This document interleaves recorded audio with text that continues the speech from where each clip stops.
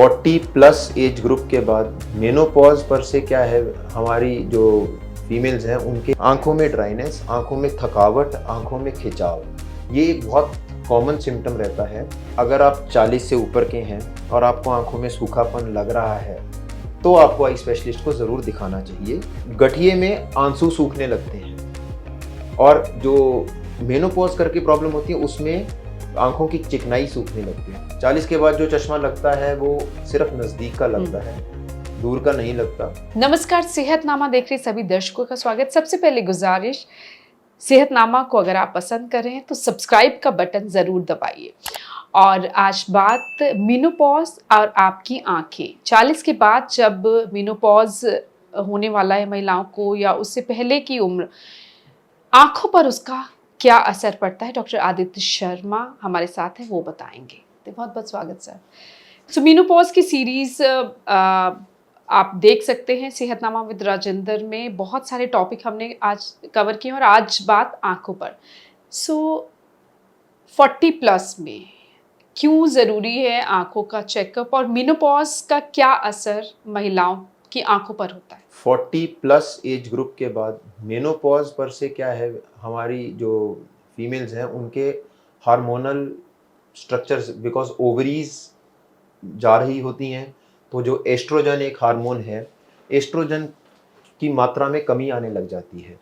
अभी बहुत सारी स्टडीज़ हुई हैं जिसमें देखा गया है कि एस्ट्रोजन और एंड्रोजन मेल्स में जिस हार्मोन जो मैस्कुलिनिटी लेके आता है, मर्दानगी का जो हार्मोन है वो एंड्रोजन है और एस्ट्रोजन फीमेल्स का है। पर ऐसा नहीं है कि फीमेल्स में एंड्रोजन नहीं होता, फीमेल्स में एस्ट्रोजन से एंड्रोजन कन्वर्ट होता है। और जो ये एंड्रोजन है, हमारी बॉडी के ग्लैंड्स की ऑयल क्वांटिटी को मेंटेन करने के लिए एंड्रोजन बहुत ज़रूरी है।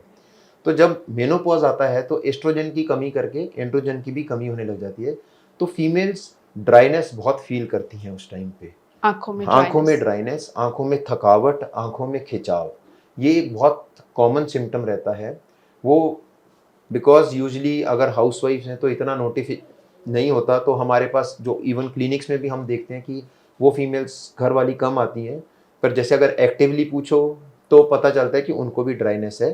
बट ऑफिस गोअर्स जो होती हैं या जो वर्किंग हैं वो लेडीज़ बड़ी क्विकली पिक कर लेती हैं। तो दैट्स ऑलवेज वेन एवर जब हम क्वेश्चन पूछते हैं उनसे कि किस फेज़ में चल रहे हो, तो अक्सर निकलता है कि वो है। एंड बहुत सारा लिटरेचर है हम ग्लोबली जहाँ पे ये देखा गया है, इसका फ़र्क है। दूसरी चीज़ ये हो जाती है कि जो ये एज ग्रुप है ना 40 से 50 के बीच में, एक सेट ऑफ बीमारियां जिन्हें हम ऑटो इम्यून डिजीजेज बोलते हैं। ऑटो इम्यून का मतलब ये होता है कि ऑटो मीन्स अपने आप, इम्यून्स मीन जो शरीर की लड़ने की ताकत है। तो ऑटो इम्यून में हमारे शरीर के सेल्स जिनका मकसद बेसिकली हमें बचाना है, वो हमारी बॉडी के बाकी सेल्स को फ़ौरन समझने लग जाते हैं and they start attacking them. Females ज़्यादा प्री डिस्पोज रहती हैं ऑटो इम्यून को, और उसमें से भी सबसे ज़्यादा कॉमन है जिसे हम हिंदी में गठिया बोलते हैं, जोड़ों का दर्द, रिमेटॉइड आर्थराइटिस वर्ड है। तो बहुत बारी इस एज ग्रुप में ही आर्थराइटिस प्रोमिनेंट हो जाता है। फीमेल्स जब मेनोपॉजल में होती हैं तो body is going through a lot of stress, और ये ऑटो इम्यून स्ट्रेस का ही फ़ायदा उठाती हैं, तब वीकनेस मैनिफेस्ट होती है। बहुत बारी ये होता है कि लोगों को ये लगता है कि आर्थराइटिस जोड़ों का दर्द को बोला जाता है, पर ऐसा नहीं है। घुटनों के दर्द के लिए एक और बीमारी जिसे ऑस्टियो आर्थराइटिस बोलते हैं वो अलग है, रिमेटॉइड आर्थराइटिस अलग है। तो होता क्या है कि पेशेंट को ड्राइनेस कई बार सबसे पहले फील होती है। फीमेल्स को ये लगता है, मुंह भी कईयों का सूखता है, एक शॉग्रेन बीमारी, ये भी एक ऑटो इम्यून है, मुंह सूखता है, ड्राइनेस फील होती है, वो हमारे पास चेक करवाती हैं, हम उनके टीयर्स देखते हैं तो टीयर प्रोडक्शन ही डाउन हो जाती है। तो इसमें जब हम ब्लड टेस्ट करवाते हैं उनके तो पता चलता है आर्थराइटिस है, और जैसे ही हम उन्हें कनेक्ट करवाते हैं रिमेटोलॉजिस्ट से, जब वो अपने गठिए का इलाज शुरू करते हैं तो ड्राइनेस वगैरह में फ़र्क आ जाता है। तो इस एज ग्रुप में फीमेल्स से जब बाद में आप क्वेश्चन पूछते हो कि दर्द होता है, तो सब चेकलिस्ट की तरह यस यस यस होता है, बट अपनी कंट्री में एक धारणा है कि जी शायद ये तो उम्र करके, क्योंकि गठिए की सबसे पहली निशानी होती है कि वो छोटे जॉइंट्स इन्वॉल्व करता है, बड़े उनमें कम होगा। आपको सुबह सुबह अकड़ाहट महसूस होगी हाथों में, ऐसा फीमेल्स कंप्लेन करती हैं कि बॉडी को नॉर्मल काम करने के लिए 1-2 घंटे लग जाते हैं। सुबह सुबह शरीर स्टिफ रहता है, पैरों के नीचे दर्द होती है जिसे हम काफ पिनिया बोलते हैं। तो ये सब सिम्टम्स भी इसी एज ग्रुप में आते हैं। तो इसलिए इस एज ग्रुप की फीमेल्स को चेक करवाना बहुत ज़रूरी रह जाता है। यानी आप ये कह रहे हैं कि आँखों में अगर सूखापन आप महसूस कर रही हैं, तो उसकी वजह से आप वो गठिया के भी सिम्पटम्स, वो Yes. गठिया के लक्षण हो सकते हैं, तो तुरंत आँखों का चेकअप कराइए और उससे ये फिर आप रिकमेंड करते हैं। उससे क्या पता चल जाता है कि ये गठिया भी हो सकता है या हो रहा है? आप ही की स्टेटमेंट को थोड़ा रिफाइन करते हुए, अगर आप 40 से ऊपर के हैं और आपको आंखों में सूखापन लग रहा है, तो आपको आई स्पेशलिस्ट को ज़रूर दिखाना चाहिए, क्योंकि ये चीज़ें मॉडिफाइबल हैं, ट्रीटेबल हैं। जैसे ही हम देखते हैं हमें पता चल जाता है, क्योंकि गठिए में आंसू सूखने लगते हैं, और जो मेनोपॉज करके प्रॉब्लम होती है उसमें आंखों की चिकनाई सूखने लगती है। तो दोनों में फ़र्क है, वो देखने में पता चल जाता है। वो एक टेस्ट होते हैं हमारे, ड्राई आई टेस्ट होते हैं, उनसे पता चल जाता है कि किस तरह की ड्राइनेस है।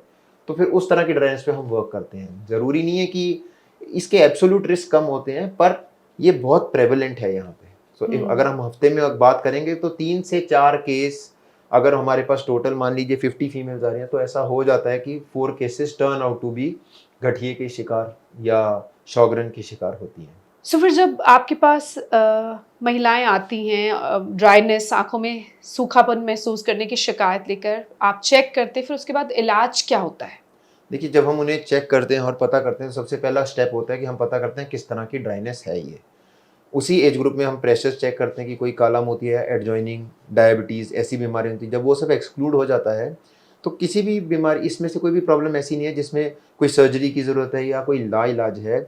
जो मेनोपॉज़ल है, it's just a matter of time. We give simple artificial tears बोलते हैं, उनसे पेशेंट्स 90-95% पेशेंट उससे अच्छी तरह से चलते रहते हैं। जहाँ तक अगर हम बात करें जैसे वो गठिए की या उसके साथ एडजॉइनिंग और कोई प्रॉब्लम होती है, तो उसमें थोड़ा सा स्टेप अप करना पड़ता है। वो डिपेंड करता है कि किस स्टेज पे पेशेंट हमारे पास आया है, और फिर it's a multi specialty approach. Rheumatologist को भी हम बीच में डालते हैं, जो स्पेशलिस्ट होते हैं गठिए के।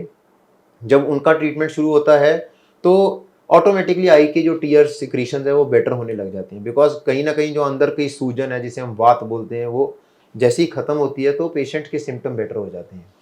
तो इलाज इसका सिंपल है, नॉन सर्जिकल है, और जस्ट फॉलोअप्स रखते हैं हम। जैसे जैसे पेशेंट ठीक होता रहता है, 6 महीने, 9 महीने, साल बाद भी पेशेंट चलता रहता है आराम से। 40 के बाद आंखों पर चश्मा भी लग जाता है, उसकी क्या वजह होती है?